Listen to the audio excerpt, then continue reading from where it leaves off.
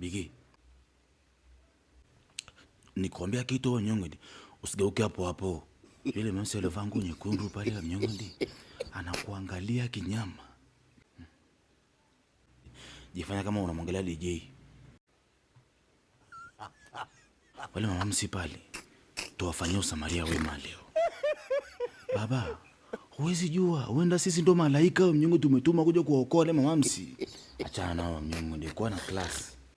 Unateseka Mnyong'odi. Tezo lako hicho una class. Kuwa na class ya mama ya Mnyong'odi. Baba, wewe mzuge tu ule mwingine. Wewe mzuge tu ile wale wengine tuondoke nao. Amna mama anaweza nikatembea naye pale wa Mnyong'odi pale. Wale mama ni Peru baba. Hivi choga wewe unage? Bigi. Mimi mamsi akikatika huko amekaa. Mamsi akikatika huko amekaa Bigi mimi ananichanganya. Angalia miguu yao. Hivi unajua sijai kuona Wafarisayo wa kike. Wafarisayo. Usahau kwamba hii ni Dodoma.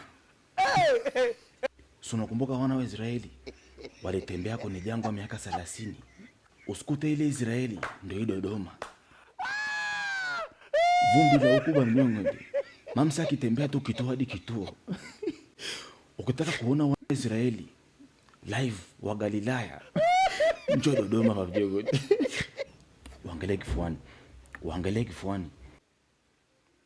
Yale maziwa yalivyolala vile, hata shule sikulalaga vile. Sijawahi kuliona ziwa Rukwa kwa macho. Nimeliona leo. Choga, mimi nakuelewa Mnyong'odi na najua una machule mengi. In Phoenix wana kitu kinaitwa Color Hunt Challenge. Unachotaka kufanya, unapiga tu picha ukiwa umesimama katika mazingira ambao nyuma yako kama huu ukuta. So unaona ukuta hapa ukuta hapa. Sasa huko nyuma labda kuwe orange au kuwe blue au kuwe zambarau au purple. Ukishamaliza kupiga hizo picha unaposti mitandaoni. Mtandao wako wa Facebook, Twitter, TikTok na Instagram. Ukimaliza hapo unawatag in Phoenix.